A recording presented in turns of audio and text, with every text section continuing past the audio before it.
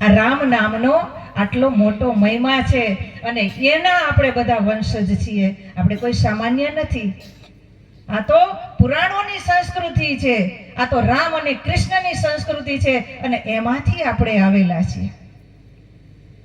અને એ સંસ્કૃતિને ટકાવવા, કારણ કે સનાતન ધર્મ એ ધર્મ છે એની અંદર માત્ર ને માત્ર મારું સારું થાય એવું નહીં, પણ વિશ્વનું કલ્યાણ થાય એવી ભદ્ર ભાવના સાથે હું ને તમે જીવવા વાળા છીએ.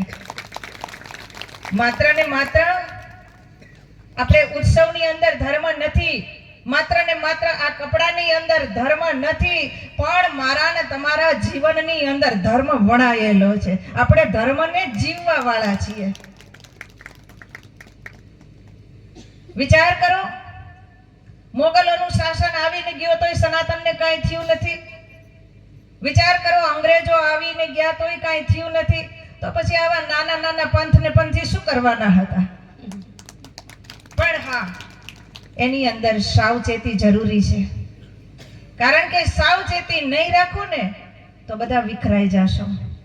અને જ્યાં સુધી એકતા નહીં હોય ત્યાં સુધી આવા અનેક પંથો જે અત્યારે બિલાડીના ટોપની જેમ ફૂટી નીકળ્યા છે. એ સનાતન ધર્મ આદિ ધર્મ છે. અને આદિ ધર્મ કોને કહેવાય? કે જેનું કોઈ તમે સમય નિશ્ચિત ન કરી શકો. તમારે વિચાર કરવો પડે કે ભાઈ સ્વામિનારાયણ ધર્મ ક્યાં કેટલો? તો કે 250 થી 250 વર્ષ સહજાનંદ સ્વામીએ સ્થાપેલો, એનો સમય નિશ્ચિત છે. જૈન ધર્મ ક્યાંથી? તો કે વૃષભદેવથી 2000 થી 2100 વર્ષ પહેલા એનો સમય નિશ્ચિત છે. ક્રિશ્ચિયન ધર્મ ક્યાંથી?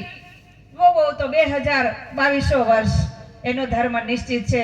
પણ અહીંયા અમારી આ ગીતાજી એમ કહેવાય કે એ તો વેદનો સાર છે. અને વેદ ક્યાંથી? તો કે સૃષ્ટિની રચના થઈ ત્યાંથી. એનો સમય કોઈ નિશ્ચિત નથી.